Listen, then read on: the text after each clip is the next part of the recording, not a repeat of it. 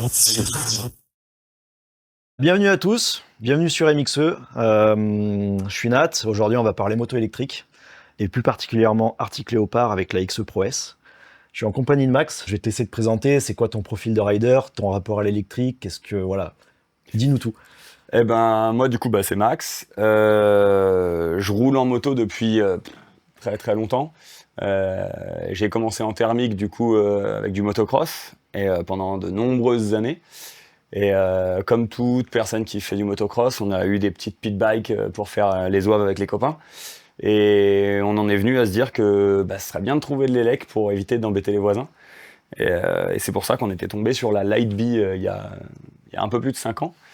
Et c'était une super moto pour ces événements-là avec les copains. On s'est régalé vraiment fort. Et là, avec l'arrivée de nouvelles machines, on se dit que pourquoi pas essayer un petit peu plus gros tout en restant dans un gros jouet.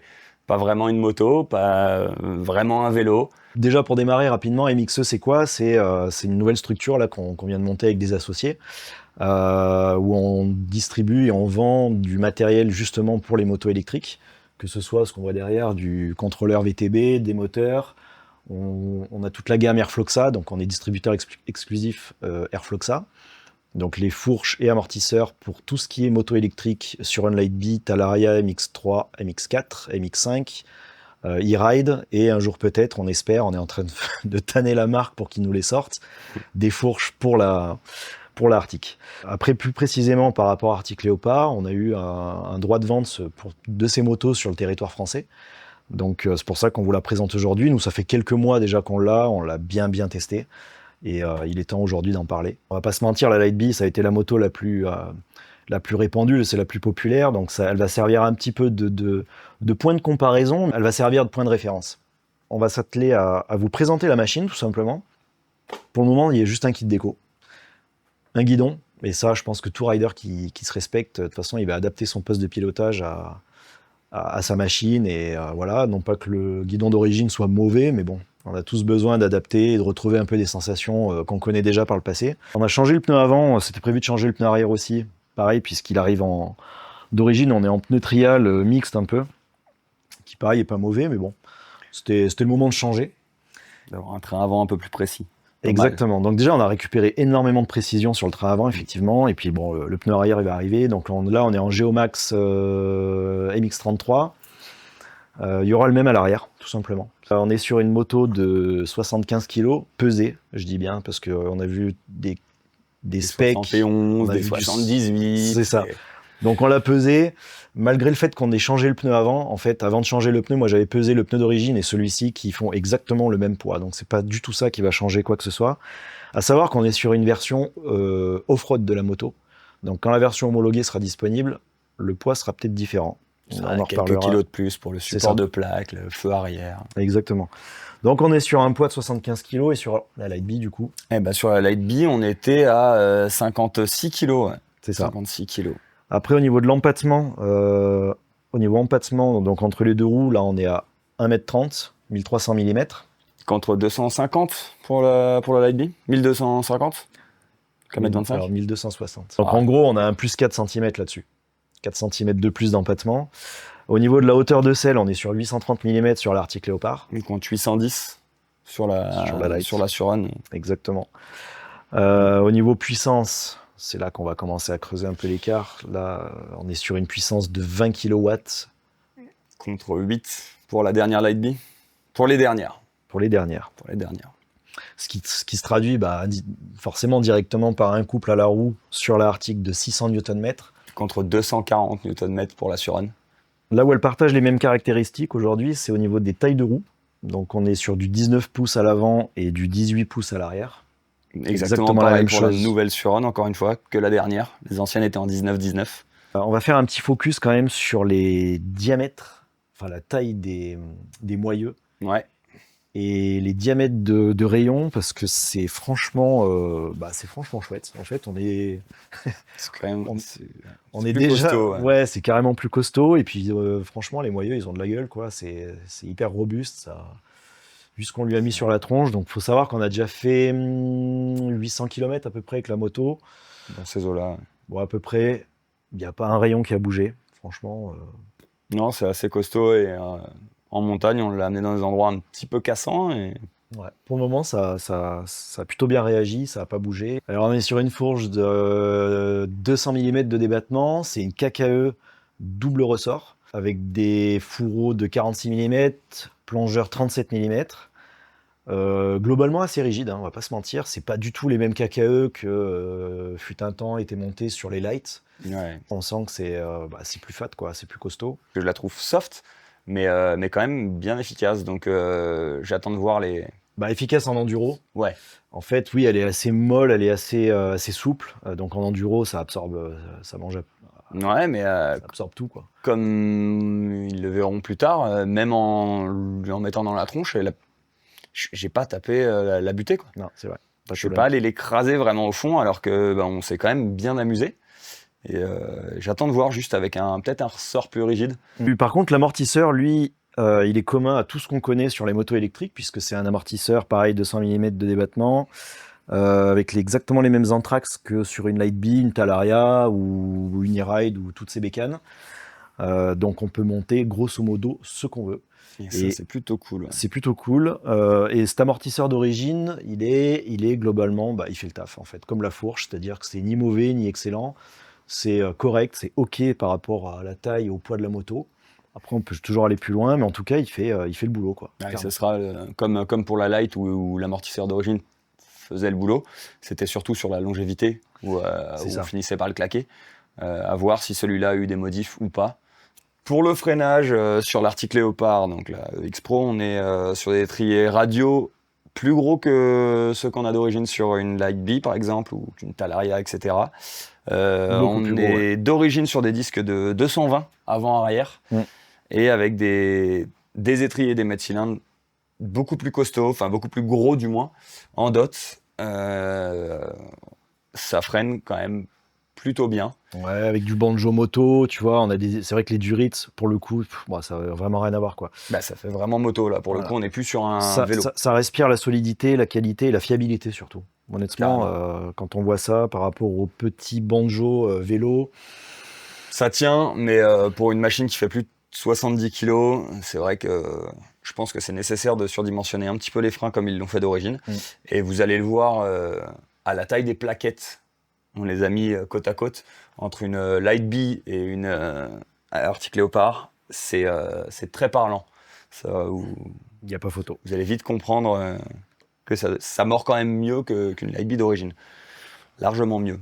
Une des grosses caractéristiques de cette moto par rapport à, encore une fois, la Light, mais même d'autres bécanes de ce gabarit, c'est l'absence de transmission primaire, tout simplement. Il n'y a plus de courroie, il n'y a plus de chaîne primaire, il n'y a plus rien. On est sorti moteur. On a une boîte réduction démultiplicatrice, on va dire. Un peu ce qu'on peut trouver aussi sur la Talaria, avec la boîte à pignon en sortie de moteur. Sauf que, sur la Talaria, c'est plutôt efficace. Hein. Ça limite l'entretien, ça limite pas mal de choses. Mais niveau fiabilité, c'était un peu limite, parce que c'était en travers. Et on a déjà vu des boîtes qui cassent, parce qu'au niveau du porte-à-faux, c'était pas ce qu'il y avait de mieux. Je ne sais pas s'ils l'ont corrigé, je sais qu'il existe des pattes de renfort, il y a toujours moyen de solidifier, de rigidifier ces parties-là. Là, c'est différent parce que sortie moteur, on est à droite, on a cette fameuse cascade de pignon ici, et puis la transmission directe. Ce qui fait que tout est dans l'axe, c'est plus efficace. Finalement, on est plus sur une moto au niveau de la transmission, quoi. Ouais, complètement. Alors attention, je me suis déjà fait avoir une fois, quand on fait la tension de chaîne. Ouais. En fait, sur la Light, peu importe, quand on met sa moto sur un porte-moto ou qu'on soit dessus ou qu'elle soit posée au sol, peu importe, la tension de chaîne, au niveau de la rotation de l'axe, on est toujours, par rapport à l'axe du bras aussi, on est toujours sur le même degré, il n'y a pas de point dur ou quoi. Là, il faut faire super gaffe parce que comme le pignon est beaucoup plus loin finalement, en fonction de l'inclinaison, de l'angle du bras oscillant, comme en moto, en fait, on a une tension de chaîne différente. Donc attention à ce point. Je vous dis, on s'est fait avoir une fois, pas deux. C'est une chaîne variable. Ouais, c'est ça. Elle arrive d'origine avec ces cale-pieds-là ? Elle est d'origine avec ces cale-pieds-là. qui sont franchement pas mal, qui sont très quali. Enfin, moi, c'est souvent ce qu'on monte sur nos lights, sur voilà. Donc, Clairement, j'ai jamais perdu le pied. non, Pour le coup, non, ça va bien. ça Et glisse bien. au niveau chaîne, on est sur une chaîne 428 et pas du 420. Donc le pas, c'est-à-dire que le pas est le même, le 428, ça touche juste la largeur. Donc on est sur une chaîne un peu plus large que sur une Lightbee, pareil, encore une fois, ou une Talaria MX3, MX4. Du 428, on a commencé à en voir sur la MX5. Ok. Voilà. Bah, il faut ce qu'il faut pour retransmettre la puissance. Exactement, de toute façon. On est sur une batterie 72 volts, 55 ampères-heure. En précisant, pour la conversion, ça fait 3960 Wh. Et sur la Lightbee, Sur pardon, la Lightbee, on est sur une 60 volts, 40 ampères. Et je sais pas du tout ce que ça fait. 2400 Wh. On est, ouais, c'est bien plus gros. Mais bon, après, il y a le poids, il y a le gabarit, il y a tout qui change sur cette moto. Et la puissance donnée. du La coup. puissance annoncée, il y a tout un tas de choses. Et justement, c'est là où on va pouvoir, en deuxième partie de vidéo, voir si on garde le côté joueur de la Light ou pas. Et est-ce que c'est ce surcroît de puissance, ce surcroît de poids est cohérent en fait sur toute la machine, quoi. Donc au niveau prix, on est à 6 290 € sur ce modèle en version homologuée qui arrivera un peu plus tard, on en reparlera en fin de vidéo, qui arrivera un petit peu plus tard dans l'année, versus... Contre 4 990 pour la Surron 2025. Voilà, donc petite différence de prix, c'est clair, mais pas le même équipement, pas... Voilà, encore une fois, c'est une évolution pour nous, c'est un peu la suite Une logique différence de prix notable. Après, on en parlera après. Est-ce que c'est pertinent ou pas? Bon, est-ce que c'est pertinent et est-ce que ça c'est trop par rapport à ce qu'elle peut proposer? Si on upgrade une Surron, ça va vite coûter très cher. Est-ce que du coup le prix est juste pour ce genre de contrôleur, moteur, batterie ou pas? Ça, on verra. En termes d'équipement, bon, ce qui vient avec la moto, on a le chargeur évidemment. Donc sur une Lightbee, c'est un petit chargeur 60 volts 10 ampères. Là, on est sur un chargeur 72 15 ampères. Bon, c'est proportionnel à la taille de la batterie, j'ai envie de dire. Et au niveau des temps de charge, finalement, c'est kiff-kiff, puisque Peut-être un petit peu plus long sur la Arctic, non? Quasiment 4 heures quand elle est à à peine 0. plus, ouais, quand elle est à zéro. Mais sur une Light, 40 ampères-heure à 10 chargeurs Ouais, 10 les ampères, 40 finalement. peut-être. Ouais. Donc ça se tient. Honnêtement, ça se tient. Il y a deux façons de démarrer cette moto. Avec la petite carte NFC qui est fournie avec, on la démarre, on présente la carte et la moto est démarrée. Et c'est ready to go. Ou deuxième façon de la démarrer, si on n'a pas notre petite carte avec nous, Là, elle s'est éteinte. on rappuie sur ce petit bouton et là, il vous propose un code. Donc, vous rentrez votre code secret à 4 chiffres et la moto démarre. Donc, c'est Voilà. plutôt pratique. Plus besoin d'avoir spécialement la clé sur soi. C'est toujours bon d'avoir la clé sur soi quand même parce que pour ouvrir le compartiment batterie, vous allez en avoir besoin. Il y a une petite vis à desserrer à l'arrière de la selle. Hop. Et j'ai baissé le porte-moto. J'ai baissé avec le bout Elle du était- pied. Oh là là. Et du coup, vous Reste avez là, toi. la petite clé pour ouvrir votre compartiment batterie. Et vous aurez besoin ensuite de deux petits boulons de 8. Je parle n'importe comment. 2 clés de 8. Vous aurez ensuite d'une besoin clé. d'une clé de 8 pour desserrer les deux petits boulons pour enlever la batterie. C'est plus long que la Lightbee, mais c'est toujours Ouais, ça se fait bien. assez Franchement, facile. Autant la Lightbee, c'est vrai. Attends, laisse ouvert. Autant la Lightbee, c'est vrai que c'est un coup de clé, boum, on ouvre le truc, on défait les cosses, tout ça. Là, c'est un chouïa plus long. Par contre, ça, j'adore. Vraiment, ça, j'adore. Ouais, deux grosses pattes qui tiennent Je la suis batterie. fabricant de batterie, je sais de quoi je parle. J'ai déjà vu passer, même sans parler d'être fabricant, j'ai vu passer énormément de motos où, clairement, les batteries dans la Light, elles n'arrêtent pas de bouger. Ça déforme la plaque au fond, ça machin, Complètement. ça casse tout un tas de trucs. Là, effectivement, on a ces deux petites vis ici. la batterie ces deux est- petites pattes. Et la batterie, bah, en fait, elle bouge plus du tout, quoi. C'est fini. Et ça, c'est plutôt cool. Là, on pourrait lever la moto. Par la batterie. Bon, allez, soyons fous. Pour vous montrer que ça tient. Arrête, tu vas leur faire croire que la moto est lourde. Non, mais voilà, ça tient. Putain, On a un petit compartiment aussi, c'est pas rien, mais on peut mettre des papiers, 2-3 outils, stocker ses clés. Nous, généralement, c'est ce qu'on fait. Bon, c'est Et la pas clé ce de qui est 8. conseillé. Et la clé de 8, justement. Donc, bref, on peut stocker 2-3 conneries ici. C'est franchement cool. Et pour Petit vide-poche. voilà. Et pour débrancher la batterie, voilà, tout simplement. Une fois qu'on a défait Nos Qu'une deux, seule fiche. on n'a qu'une seule fiche, Mm. avec un détrompeur, un accès rapide, c'est pas mal. C'est plutôt cool. Est-ce qu'on a besoin, comme sur les Lightbee, ce qui était conseillé de base, de débrancher ou de disjoncter la moto avant de la mettre en charge? Alors non, parce que c'est plutôt bien fait. En fait, on a deux petites pins ici. On a deux petites pins qui donnent D'accord. l'information en fait à la batterie comme quoi on est branché ou débranché. Là, je sais si on débranche, Mhm. elle se met elle coupe en fait, elle coupe la puissance. D'accord. Et c'est au moment de rebrancher. D'abord, on a le petit contact de puissance. Ensuite, les deux petits contacts pour donner l'ordre à la batterie de démarrer, de De se fermer le lancer. BMS, de se lancer.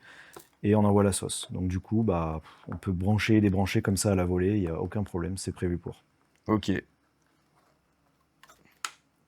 À savoir que la batterie, pareil, c'est, il y a un BMS ANT en fait intégré, embarqué.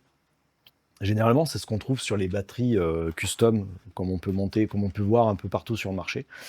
Le fait que d'origine, d'usine, on a déjà un BMS, ça permet d'avoir une supervision vraiment intéressante de la batterie.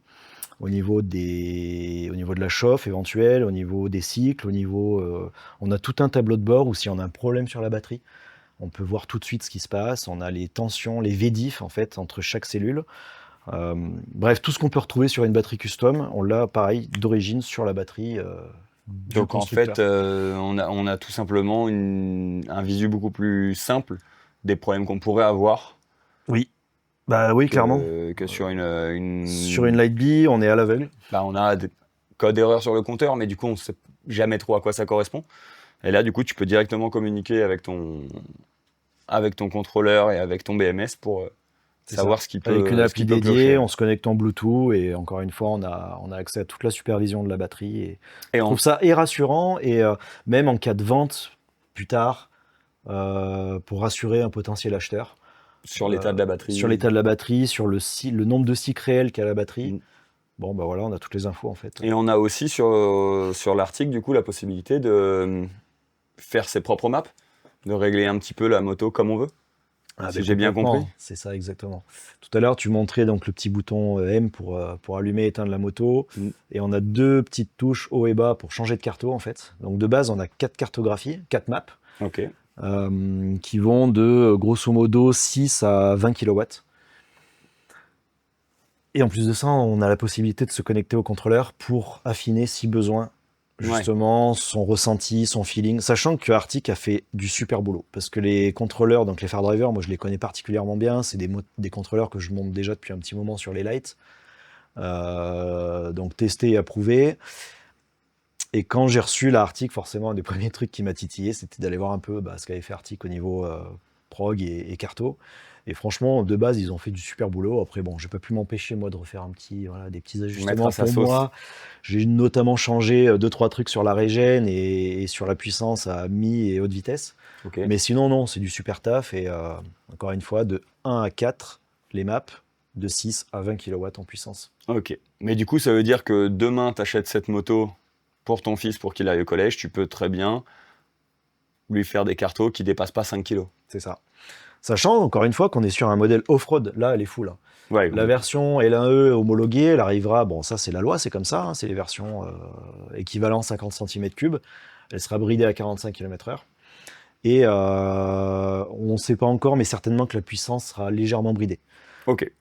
Voilà. Mais pour un usage hors route, off-road, terrain privé, cross, etc., ce dont beaucoup se servent en fait, on peut tout débloquer et utiliser, avoir accès à la puissance maximale, quoi. Très bien.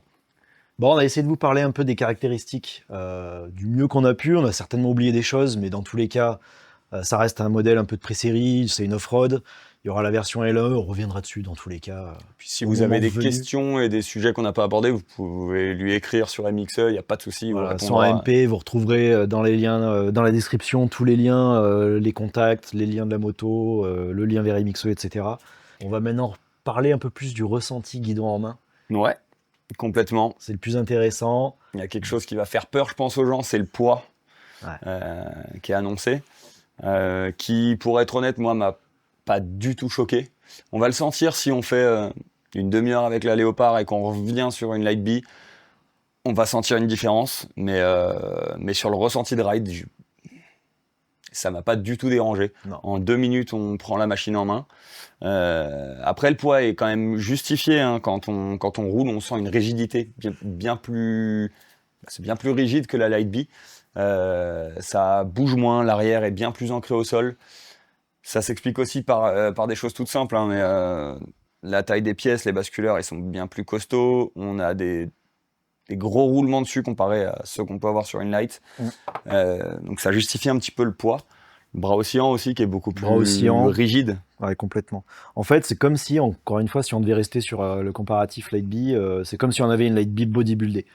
20% plus grosse, comme si elle avait pris de la masse, quoi. Donc, qui dit de la masse, c'est de la rigidité, c'est du... Et ça se sent à tous les niveaux. Ça se sent, quand on roule vite, ça se sent en grimpette.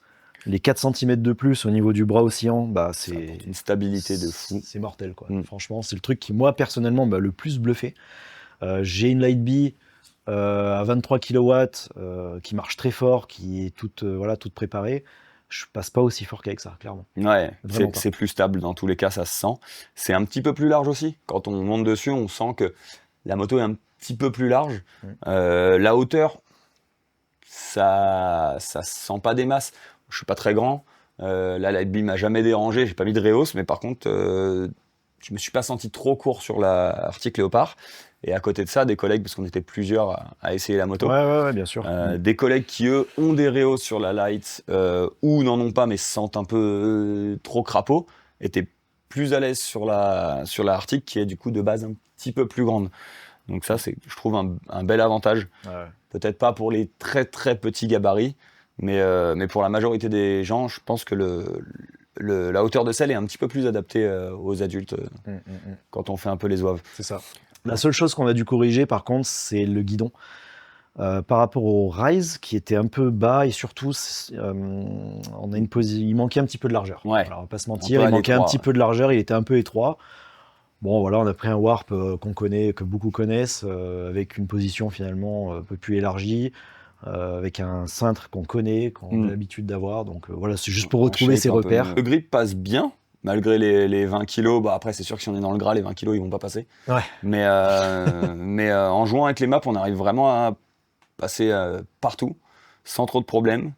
En plus de ça, du coup, si je me trompe pas, tu as plusieurs options pour les roues. Enfin, sur la homologuée, elle sera en 19-18, Ouais, mais en aftermarket, ils vendent du coup la 16, la 21. Alors, on a en option la 16 pouces à l'arrière. D'ailleurs, j'ai une jante, ouais, c'est ça. J'ai une jante, on fera un petit focus justement sur la garniture pour montrer un petit peu à quoi elle ressemble. Donc, on a en option la route 16 à l'arrière et on peut aussi prendre la route 21 à l'avant. Tout comme on a aussi la fourche or avec 215 mm de débattement et un amortisseur rouge à 220 mm, il me semble, si je dis pas, à confirmer. 220 mm de débattement. Donc voilà, il y a quelques options comme ça où on peut jouer. Je l'ai jamais essayé avec d'autres setups, mais je suis assez curieux parce qu'elle passe déjà vraiment. Elle passe déjà très bien. Ouais. J'ai hâte de monter quand même mon MX-33 à l'arrière. Ouais, pour trouver un peu plus de grip. Parce que là, on retrouve un petit peu le côté rigolo de la Light avec ses pneus d'origine, qui chassait un peu de l'arrière dès qu'il y avait un petit terrain un peu fuyant.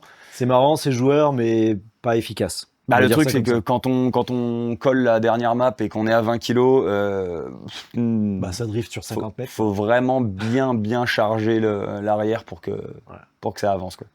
Toi, tu as senti justement une certaine rigidité du châssis. Complètement. Si on fait un parallèle entre la suspat et la rigidité du cadre, c'est pas déconnant. Comment ça réagit ? C'est assez homogène. Je me suis pas... Peut-être l'avant un peu mou sur certains trucs. Quand on arrive en bas de descente, sur certaines courbes, à sentir peut-être un peu l'avant qui s'enfonce un peu. Après, on n'a pas trop touché au réglage. Je pense qu'il y a moyen de faire quelque chose assez facilement. Et sinon, non, la moto est assez homogène. Elle est beaucoup plus stable en l'air qu'une Light B. J'ai trouvé ça assez bluffant. Je me suis, entre guillemets, amusé à aller la mettre loin et voir comment ça réagit.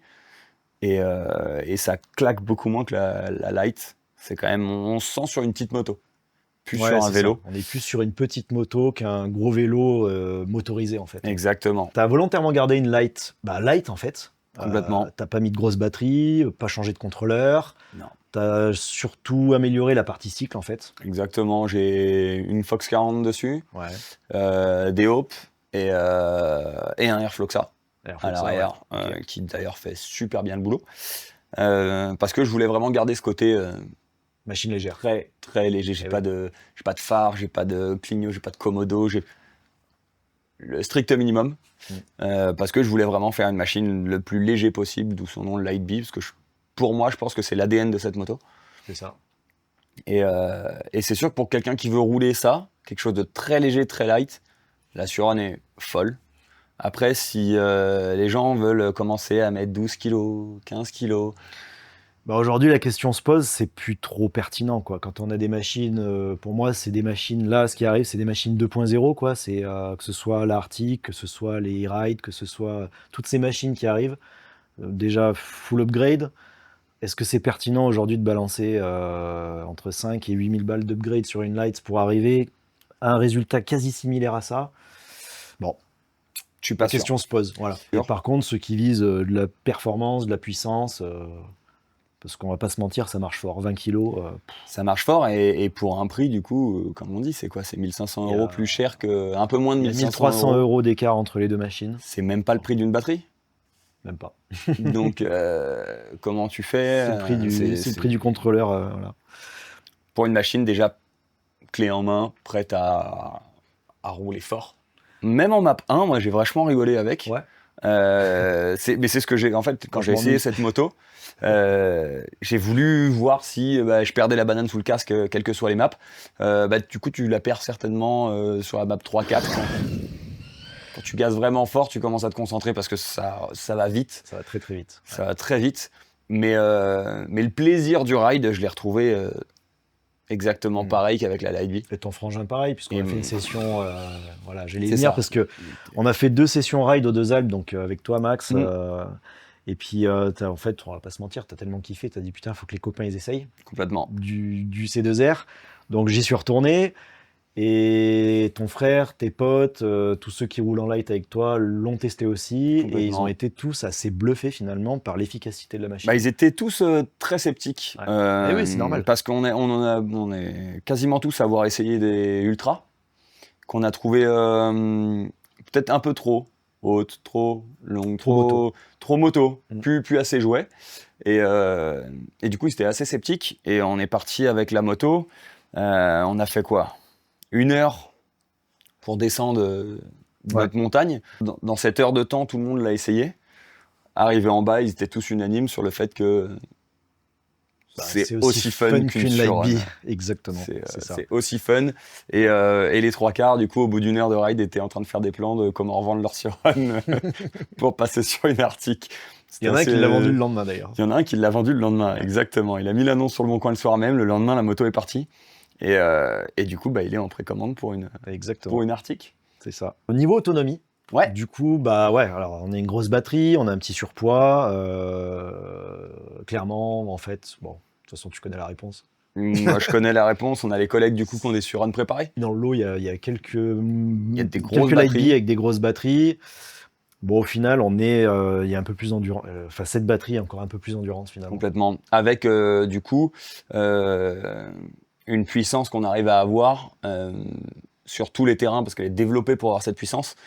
Je pense à certaines montées où on s'amusait à se tirer un peu la bourre avec les copains, ou ceux qui sont en moteur d'origine sur des Light Bee se sont retrouvés en mode dégradé parce que le chauffe-moteur, parce que ça suit pas alors qu'elle est développée pour. Donc là, on a dû monter au max à 55 degrés, je crois, ou 60 degrés. C'est assez bluffant. Un jour, il faisait pas très chaud, mais en fait, le moteur, de toute façon, il est prévu pour. Donc, on a toutes les infos sur le compteur de la température et même en plein cagnard à rouler fort, elle est pas montée en température. Non, du tout.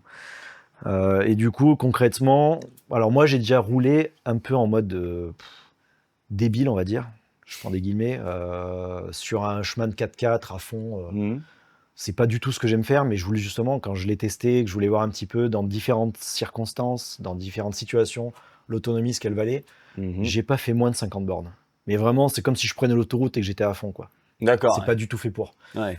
Moi- Sur de l'enduro classique, chemin single de VTT, ce qu'on a plus l'habitude de faire, ou enfin voilà, plus enduro, ça va être du 60, 65, voire plus, quoi. Mais ce que je En termes disais d'autonomie. en parlant avec les copains, on a essayé du coup en montagne sur plusieurs jours, on l'a essayé.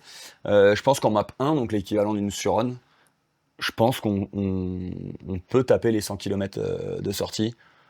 On fera un défi, tiens. Un jour, on Ouais. fera ça. Ah, on Je essaiera. pense que bah, de toute façon, on a plusieurs choses à faire. On a Ouais. ça, Ouais. tester l'autonomie Défi maximum 100 km en une charge. complètement. Autant ça passe. Un défi d'aller la rouler sur terrain Ouais. aussi, Ouais, de voir combien de temps la batterie tient sur terrain, comment la moto se comporte sur terrain, c'est ça. plein de choses. On a un petit aperçu avec les quelques sauts que tu as pu faire aux Deux Ouais. Alpes. Justement, tu as pu voir un peu la stabilité, mais oui, ça fera partie un peu de la suite logique, c'est de la tester sur terrain. Je sais que tu vas la pousser Ouais, bien comme il faut. on va essayer de voir ce que ça dit, mais je pense que ça peut être très intéressant. Je pense qu'elle est capable de rouler sur des petits terrains MX, chose que la Light Bee fait difficilement quand même. La Light, faut la renforcer de partout. Voilà. C'est un peu son problème, c'est que en gardant le bras d'origine, il se tord tellement qu'on déraille une fois sur deux.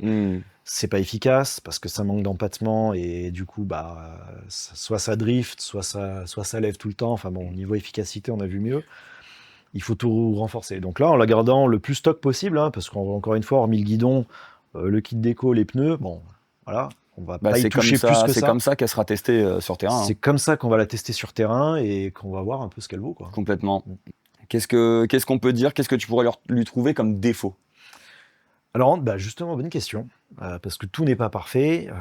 Ce qui m'est arrivé quelques fois, en fait, souvent, et pas que moi, Ouais. c'est que mon pied vient appuyer sur la béquille. D'accord, ouais, parce qu'elle est placée. Si je suis placé là, on va dire, ça gêne pas trop ou quoique, mais dès que j'ai le pied là, en fait... pointe du pied sur les repose-pieds, en fait, tu viens gêner ta béquille. Enfin, ta béquille vient de gêner. C'est un défaut qu'on peut corriger, je pense, d'une manière ou d'une autre, soit en changeant de béquille, soit en la supprimant. De toute façon, moi, déjà, sur ma Light, je l'avais viré, la béquille. C'est pas un élément indispensable. C'est ça. Qu'on se dise. Un élément pas indispensable, mais qui est quand même très cool, notamment pour les tout petits gabarits, c'est la présence d'une marche arrière. Un petit bouton sur le commodo, on accélère et part en marche arrière jusqu'à 8 km/h. Ça va, c'est pas une foudre de guerre. Mais c'est bien pratique pour les gens un peu courts sur pattes, pour faire les demi-tours, etc. C'est une option comme une autre, mais ça, c'est cool. Ouais. Après, en défaut, pas plus que ça. Honnêtement. Ce guidon un peu étroit. Oui, le guidon étroit, oui. La béquille qui va nous gêner un poil. C'est pas vraiment du défaut, mais les pneus d'origine sont un peu typés trail, donc quand on fait du tout-terrain, on vient vite à vouloir un peu plus de grip. Ça fait partie du truc à changer de toute manière. Encore, ils sont marrants. Sur terrain sec, c'est pas mal. Ouais. Sur là où c'est vraiment casse-gueule, par contre, c'est sur route humide. Oh mon Dieu, une ou deux fois, j'ai failli tomber. Le combo pneu, vraiment, ça glisse. Le combo mauvais pneu et trop de puissance, c'est rarement bon. Ouais, c'est hallucinant. Donc là, en soi, clé en main, qu'est-ce que tu changerais toi pour aller rouler? Demain, t'en reçois une. Là, ce que j'ai fait là, je change le pneu et c'est tout. Pneu, guidon. J'ai pas ressenti le besoin de changer autre chose. Ouais. Contrairement encore une fois à ma Light, mais bon. On est obligé, on est obligé de faire un comparo. Mais on a aussi mis un peu de temps avant de vouloir évoluer les lights. Moi, pense non. Que toi, non. Non, l'autonomie. Moi, mon premier besoin, comme du coup sur la Light, c'était l'autonomie. J'ai commencé par ça. Assez rapidement, le manque de puissance. Ok. Après, voilà, on a un usage peut-être un poil différent. Ouais, possiblement. Ouais. Mais j'avais besoin d'un peu plus de jus. Et puis, qui dit plus de puissance, après, en fait, on se rend compte que plus rien ne suit derrière. Oui. C'est un peu le piège, c'est qu'on se dit, vas-y, je change ça, machin. Et puis, en fait, ça va manquer de freinage, ça va manquer d'empattement, ça va manquer de rigidité. Puis après, on va commencer à casser des chaînes, à péter la courroie et ainsi de suite. Et en fait, c'est presque un cercle vicieux où, en fait, on transforme complètement la moto. Là, aujourd'hui, là-dessus, c'est finalement des changements de confort. Ouais. C'est pas des besoins, c'est du confort. À voir si d'autres plaquettes un peu plus performantes donneraient un peu plus de mordant. Mais de toute façon, au niveau puissance, par contre, c'est good. Moi, pour l'avoir testé et d'être allé tirer des freinages un peu costauds, même avec des freinages répétés, Ouais. Oui, il n'y a pas eu de 15, montée 20 en longueurs. température, il n'y a pas eu de perte. Pas eu de perte de feeling particulière. On a un réglage de garde qui règle l'attaque en même temps. J'ai pas trop compris comment, mais qui fonctionne Ouais. plutôt bien. Ouais, où Plutôt on bien. trouve finalement une position naturelle. Peut-être si on fait vraiment du terrain, peut-être faire une prépa sur la fourche, un autre amorto, Ah ou oui, oui, préparer oui. l'amorto, je sais pas. Peut-être, mais de ce que j'en ai fait, de ce que j'en ai vu, Ouais. c'est vraiment une moto clé en Pour un main. usage plus exigeant, oui, il y aura sûrement des upgrades à faire. Après, pour la plupart des gens en enduro, et même ce qu'on a fait en enduro, même un peu bien engagé, bon bah, Ça fait fait très largement le ça fait taf. grave le taf. Carrément. Ouais. Bon, on a fait le tour, je crois. Je crois qu'on a fait le tour. De toute manière, vous pourrez retrouver toutes les informations concernant la bécane sur mxe.bike. On va la suivre de près. On a des petites surprises aussi pour vous, pour plus tard, justement, pour les mordus d'upgrade et compagnie, parce que c'est pas fini. Vous pourrez retrouver tout ça sur le site. Tous les liens seront en description de la vidéo. Merci Max. Mais il n'y a pas de quoi. Et puis Franchement, tout est à suivre, hein. Il va y avoir de la vidéo à venir. Il va y avoir des. il y a On va la encore tester plein de choses. je Merci pour pense. tout. Il n'y a pas de quoi. Merci à vous Et à bientôt. et à bientôt.